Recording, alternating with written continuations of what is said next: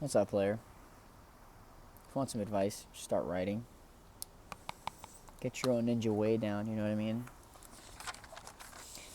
Speaking of that, one of the big things for me that I've picked up on that I kind of just did intuitively without really understanding its benefit was I didn't really talk to many people about my feelings on certain topics or if like things happen to me. And what I mean by that is, let's say I go through a rejection or a family member of mine passing, or even like being upset that I wasn't as good at something as I initially thought. Because I realized that if you talk to people too early about your emotions and the way you're thinking about things in that moment, you can create a really reactive plot or idea with that happening, and that can become permanent.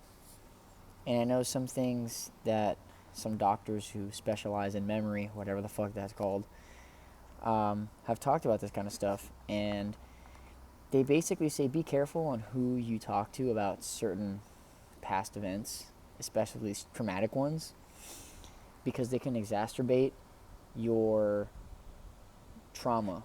They can make your trauma seem worse than it actually is. They can exaggerate it.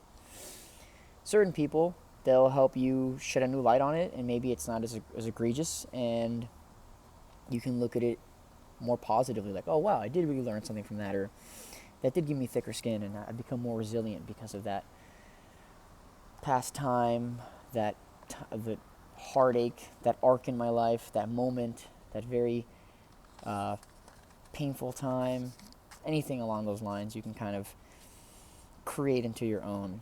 So yeah, don't and that all just kind of ties into a simple thing of don't let others dictate how you feel. And I think that's something that has been normalized is there is this idea that everybody should kind of feel the same about everything, and that just kind of disgusts me.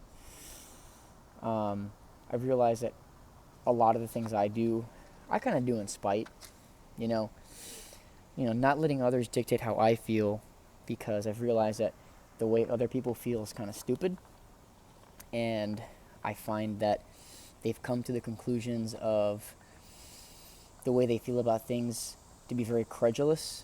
Like they don't really think about it too much because either thinking overheats their skull and it hurts, or the more thinking that they do on a specific subject or current event or thing that there's something that's happened to them brings more pain, but they're just on the verge of overcoming that pain with some more mulling over of their own thoughts or experiences to find something better. And they're like, I'm just going to settle for the pain because we're all suffering, and I want to be a sycophant like the rest of my friends and just drag my hands on the floor, and we all just be in an echo chamber of pity. But those kinds of friend groups were like specifically with that person that wants to drag their knuckles around and just be sad with the rest of their friends. It's just an echo chamber which just enables them to just be sad and weak. And the thing is, there's nothing wrong with being weak. There's nothing wrong with being sad. But there's everything wrong with choosing to enable that behavior. Because then again, that leads back to letting other people dictate how you feel. Because sometimes something may not actually make you that sad, but then everyone else is like, oh my god, that's fucking terrible. Like, how are you here today? Like, how do you even feel good about this or that or the other? And you're supposed to feel terrible about this thing that's happened. And it's ultimately not society's job to make you feel like shit when it comes to that specific topic. And ultimately, it's because no one's going to save you. And I think a lot of people have come to the conclusion, understanding that no one is going to save them, and they want to all be in despair together because misery loves company. And if you're in the company of other people that are miserable, then you have that relating factor and you make that sad group of friends. But ultimately, when someone out of that group wants to grow and not feel sad about things that the group has normalized, they start to look at them weird. And it's like, no, dude, you're weird because you want to stay sad. I'm trying to get glad, you know? It's strange. It's really strange. And I say that from someone who's on the other side of these things. That there are actually people out there who want to enjoy life and want to improve from the past things that have plagued them and enter into something grand. And all it really is aligning with yourself, really trusting your gut, and not letting other people dictate your emotions. Because they're yours. They're yours. You get to choose how you feel. You get to choose how you feel.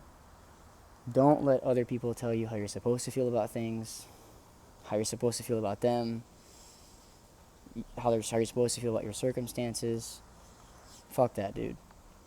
If you are working in something you enjoy and people are like, well, you should want more out of life, it's like, well, dude, I am. I'm saving my money to go on trips and enjoy time with my girlfriend or hang out with my friends or do fun road trips with my dog. And that's what you want out of life? Amazing. Amazing. 99.9% of people don't know what the fuck they want out of life.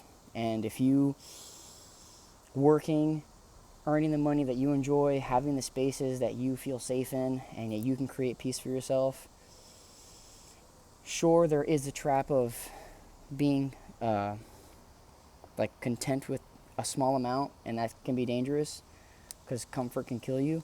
But at the same time, if you're constantly pushing yourself to do fun things that you're enjoying, who is to tell you otherwise? You're not supposed to be some crazy philanthropist, you know, just because people want you to be that. You should aspire to tap into as much of your potential that you want. And if you want to touch the sky and go beyond, go ahead. And if you want to just glide just where the mountains are, hang out with the mountains, man. Everybody has their own pace. Everybody's going to get to where they're going no matter what. The important thing is you're enjoying yourself. And that's what other people don't want to see. And that's why they try to dictate how you feel. Enjoy the process. Love life. There's a lot of great things out there. The cicadas in the trees sing to you. The birds wake you up in the morning. And the sun loves to grace your face. Get out there and have some fun.